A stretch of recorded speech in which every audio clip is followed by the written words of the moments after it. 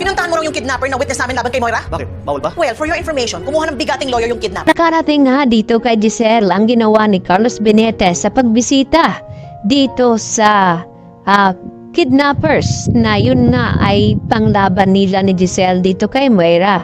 At dito nga na nagtanong itong si Giselle kung bakit pinuntahan di umano ni Carlos Benitez. At ang sagot naman dito ni Carlos kay Giselle na bawal ba daw siyang pumunta. At dahil kinumpirma nga dito ni Carlos Benitez na kung bakit inutusan siya dito ni Moira na pasukin ang kanilang bahay. At sa tindi ng galit ni Carlos ay dito naman na nasaktan itong kidnappers na ito na si Dax. At syempre, hindi naman magpapatalo basta-basta itong si Dax kay Carlos dahil alam niya na naroon nga itong si Carlos sa hideout ni Balahadia. Kaya ang ginawa naman ni Dax ay binablockmail niya ito at ginamit ang kanyang utak nang sa ganon ay makanaya itong si Dax dito sa presinto. Dahil kung hindi daw siya tutulungan ni Carlos ay ilalaglag daw siya nito. Nakasabwat din siya dito ni Moira dahil sa paggamot ni Doc Carlos Benitez dito sa kanyang anak na si Zoe Tanyag. At wala na ngang magawa pa itong si Carlos kundi sundin ang lahat ng mga sinasabi dito ni Dax dahil mapapahamak itong kanyang anak kapag hindi niya nga ito gagawin. At nang malaman nga dito ni Giselle ay agad naman niyang ibinalita dito kay RJ na kinakailangan na niyang bumalik ng Pilipinas dahil nga dito sa kanilang witness para kay Moira na baka posibilidad na makalabas ito dahil sa nakakuha nga ito ng magaling na abogado. At duda ni Giselle na itong si Carlos ang may gawa nito kung paano siya nakakakuha. Kaya agad naman na pupuntahan dito ni RJ itong si Dax at pilitin na tanungin kung sino ang tumulong sa kanya.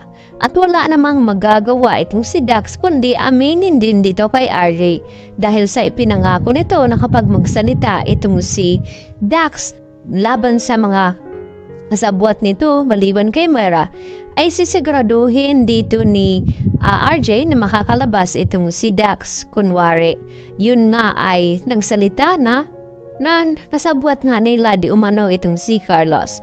At napilitan na rin na magsabi ito na ito nga si Doc Carlos ay narinig ni Dax na tinatawag na anak itong si Zoe. At wala na rin nagawa itong si Zoe kundi paaaminin siya dito ni RJ kung ano ang koneksyon ni Carlos Benitez sa krimen na ginawa nga dito ni Moira. At dito naman yan na magugulat ang lahat sa buong katotohanan na kanilang masisiwalat na ito si Zoe ay hindi tunay na anak dito ni RJ kundi ay ang kanyang ama ay walang iba kundi ito ngang si Carlos Benitez. Samantala, dito naman na humingi ng tulong itong si Zoe at nagmamakawa kay Doc Lyndon Javier dahil gusto na daw niyang mahuli ang kanyang ina.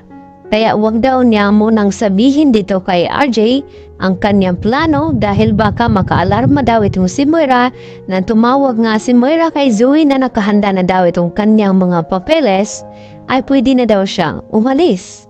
At wala namang balak na itong si Moira na iwanan itong si Zoe. Kaya sinabi ni Zoe na kung wala bang balak si Moira makipagkita sa kanya bago man lang umalis. Kaya dito na yan mahuhuli ng tuluyan itong si Moira dahil sa plano ni Zoe na kinakailangang makulong ito at maparusahan na sa ganun ay wala nang ibang taong madadamay dito sa gagawin ni Moira. Kaya yan po ang ating pagkatutukan ngayong Lunes mga kapuso kung dito na ba magwawakas ang tinatagong sekreto ni Zoe.